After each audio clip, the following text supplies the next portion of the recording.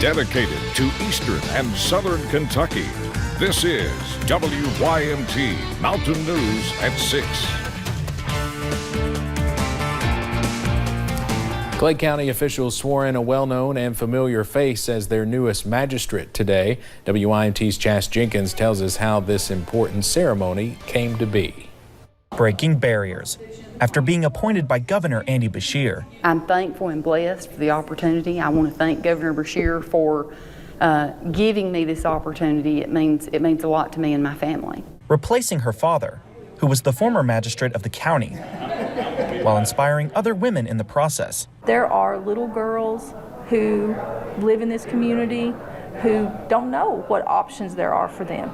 The options that they believe are available for them are the options that they've seen women do. I didn't really think of it as female magistrate because I had actually just wanted to continue my dad's legacy. Not wasting any time getting to work. We got a meeting at 10 a.m. this morning. We got 5 meetings back to back to back, and I think that she'll catch on fast and do a great job. I'm going to try to help her in every possible way that I can. Confident in her abilities, knowing she's filling the shoes left behind. I think her father is smiling down, and I think he'll be very, very proud. I think she'll make her father proud, and she'll make the community proud. She'll do a good job as the magistrate for the district too. Another historical moment of the glass ceiling breaking.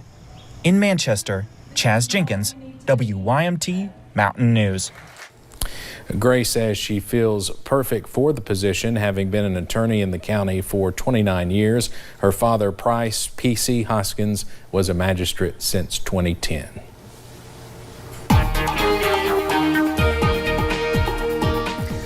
Some spots in the mountains saw some heavy rain move through this morning, though as we've gone through the afternoon and now settling into the evening hours, a lot of us are starting to see some sunshine around the area. Taking you out to I-75 at Mount Vernon. Now they have the blue sky, but some more showers not too far away right now from Rockcastle County.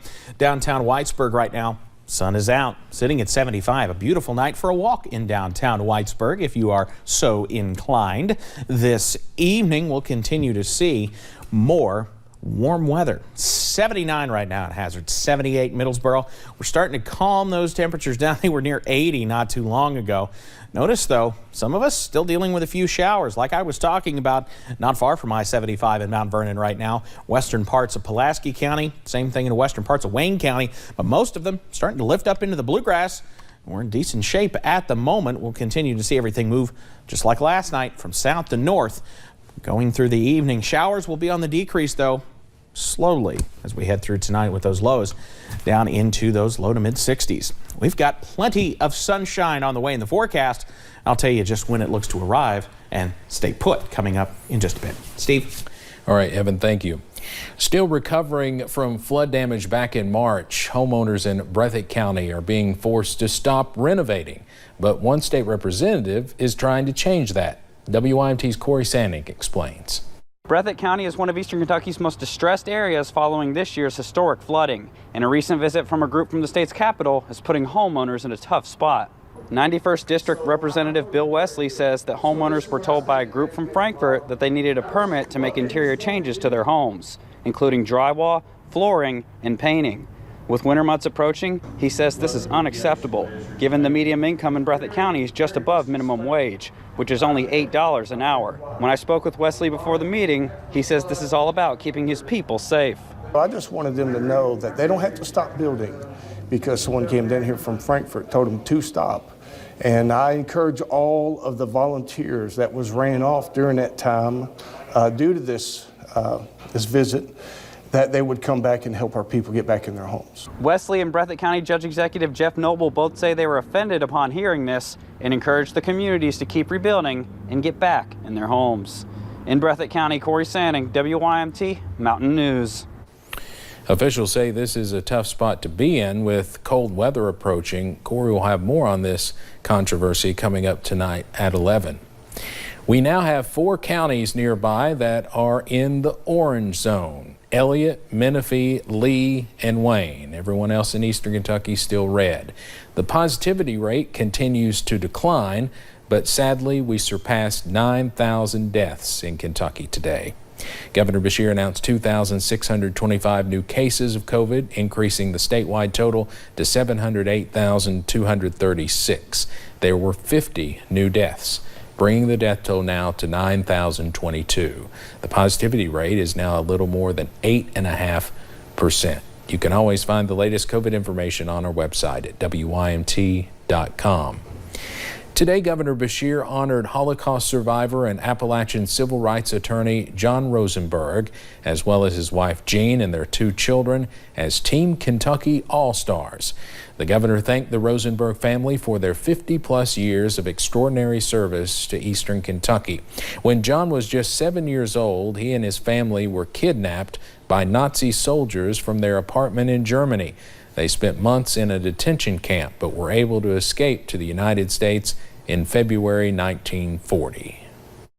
What's so remarkable about John is that he took one of the most traumatic, horrific experiences in human history, and more than just about anybody would be able to go through, and he turned his anger and his pain into a lifetime of service and incredible compassion.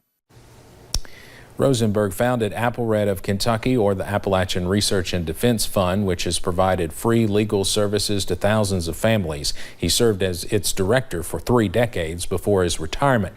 He also helped establish the Appalachian Citizens Law Center in Whitesburg. His wife Jean founded the East Kentucky Science Center and Planetarium, and together the couple inspired their children to continue the family's legacy in public service. Now, today is also John's 90th birthday, and I reposted my 2019 Issues and Answers interview with him again on my Facebook page. Happy birthday, Mr. Rosenberg. Thursday marks day 2 of the 40th annual Jenny Wiley Festival in Prestonsburg, and there was a good crowd today. WYMT's Jordan Mullins was there to talk to organizers and vendors about the excitement of being back at the festival after last year's not-so-normal festivities.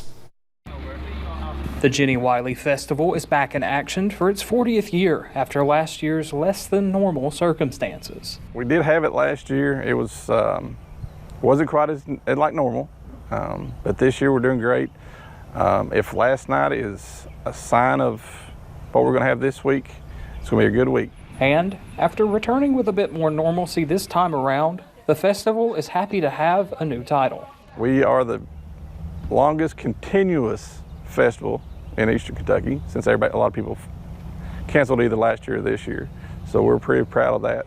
People are excited about the festival's main event on Saturday, a concert with popular 80s metal band Quiet Riot. But the festival offers many other events and attractions, such as crafts, food, music, a car and motorcycle show, and more throughout the weekend. Oh yeah, I'm having fun. I mean, like I said, it gets me out of the house and get to meet a lot of new people, and some of the people we meet, we actually become friends with them. Creating a buzz throughout the mountains by sparking local economies and getting folks out of the house this fall. It's really good to be here today, especially where I'm from, and you know, seeing the locals and everything, and seeing the people that you know from here, and it's good to be here. To catch up with friends or just for some deep-fried fair food. In Prestonsburg, Jordan Mullins, WYMT Mountain News. Allen says the festival has seen a good turnout in its first 2 days, and he expects anywhere from 10 to 15,000 people for the Quiet Riot concert on Saturday night. So I guess a lot of people will be coming to Prestonsburg to feel the noise. I'm sorry, I couldn't resist. October is National Breast Cancer Awareness Month, where people all around the world show their support for those impacted by this disease and stress the importance of early detection for treatment. Monthly breast examinations, mammograms, and Pap tests are critical. Joyce Brown is a former employee at Baptist Health Corbin and now a small business owner who survived breast cancer more than a decade ago. Her message for women is to be vigilant for the signs and then take charge of your situation. You have to be your own advocate. You have got to stand up for yourself, and you have got to be aggressive. Cancer experts from Baptist Health Corbin also want you to be aware that the COVID-19 vaccine may temporarily enlarge lymph nodes, leading to a false positive mammogram. You should wait 4 to 6 weeks after your vaccine before receiving a mammogram. Across the country, patients have either put off regular cancer screenings or had them canceled due to the extra safety measures in medical facilities. Now health officials are saying that people need to come back for their screenings. The screenings for all types of cancer are down and not yet at pre-pandemic levels. These screenings can save lives.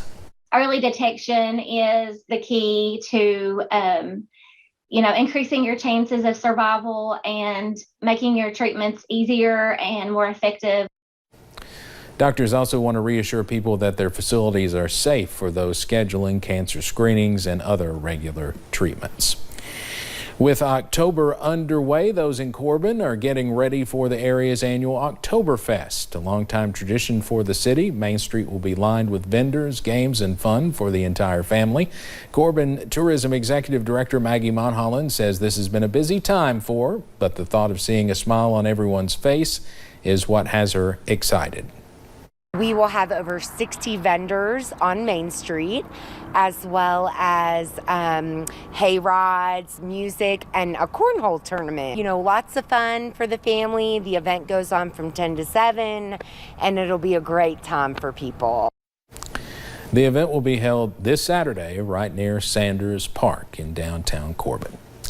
Kentuckians are still struggling to receive their unemployment claims. We still get calls from viewers wanting to know when the system will be fixed. So today we asked Governor Andy Beshear that question and more to find out where unemployment claims stand right now. Chelsea Jones has the details. Troy Stanley has been trying to file an unemployment claim since February, but no luck. Did the call-in things. Was never able to speak to anyone. We called the state unemployment hotline and got this. All our agents are currently assisting other customers. Please try your call again later. Stanley says the process has been a nightmare. I couldn't get the unemployment. I became homeless. People needing in-person unemployment assistance can make an appointment on the Kentucky Career Center's website, but the closest location to Lexington is in Paducah. There are no appointments available until October 21st. And that really broke my heart because, I know there were people reaching out to me that were trying to get their unemployment. State Auditor Mike Harmon, who's running for governor, conducted audits on the unemployment system last year. He said the backlog of claims created chaos. Governor Andy Beshear acknowledged the state is processing claims slower than it should, saying the system was backlogged before he took office and that the state did not set aside enough money. Number one, this state did not invest in keeping our safety net healthy. He also blamed the state legislature for not hiring enough workers to process claims. We asked for more full-time folks, and they said no. Beshear hopes new software will help cut down the volume of fraudulent unemployment claims that still exist. This chart by the Labor Department shows the timeliness of first-time claim payments have dropped by more than 68% since the start of the pandemic. Stanley says he's owed $15,000. He's still homeless and feels hopeless. And I could really use that money, but unfortunately, I guess that's gone. I